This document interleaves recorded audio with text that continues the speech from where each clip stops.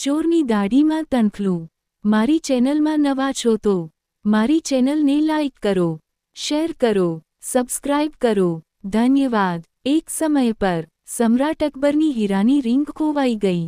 તેણે તેને ખૂબ શોધ કરી, પરંતુ તે શોધી શક્યો નહીં। તેણે આનો ઉલ્લેખ બિરબલને કર્યો। પછી બિરબલે પૂછ્યું, હુજૂર, તમને યાદ છે કે તમે તે રીંગ ક્યાં લીધી?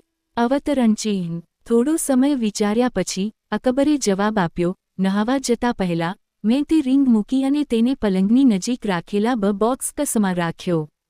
સ્નાન કર્યા પછી મેં જોયું કે રીંગ ખૂટે છે।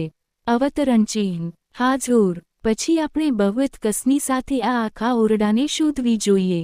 અહીં રીંગ હશે, બિરબલે કહ્યું, પણ તે અહીં નથી। ઓરડાના દરેક ખૂણાને મેં સેવક્સ માટે શું પૂછ્યું, પરંતુ રીંગ ક્યાંય મળી ન હતી। અકબરે કહ્યું, તો પછી તમારી રીંગ ગુમી નથી, હિઝુર ચોરી થઈ છે અને ચોર તમારા સેવકોમાંનો એક છે। આ ઓરડાને સાફ કરનારા સેવકોને કોલ કરો।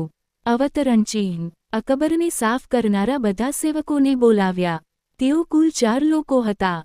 જ્યારે બિરબલે તેને રીંગ વિશે પૂછ્યું ત્યારે દરેક વ્યક્તિએ જ ઓળંસનતા વ્યક્ત કરી। પછી બિરબલે કહ્યું, એવું લાગે છે કે રીંગ ચોરી થઈ છે। સમ્રાટ સલામતે બોક્સ કસમાં રીંગ રાખી હતી, તેથી હવે બોક્સ કસ કહેશે કે ચોર કોણ છે।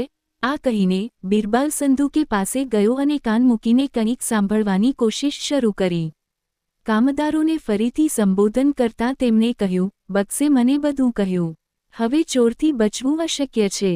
જે ચોર છે તે તેની દાઢમાં એક સ્ટ્રો છે। તે સાંભળવું હતું કે 4 સેવકોમાંથી એક, આંખો બચાવતા, તેણે દાઢ પર હાથ ફેરવ્યો। બિરબલની આંખોએ તેને આ કરતા જોયું। તેણે તરત જ નોકરની ધરપકડ કરવાનો આદેશ આપ્યો। કડક પૂછપરછ પર નોકરે સત્યને છીનવીને તેની ભૂલ સ્વીકારી। સમ્રાટને તેની રીંગ બિરબલની શાણપણથી મળી। પૂરી વાર્તા સાંભળવા માટે ધન્યવાદ।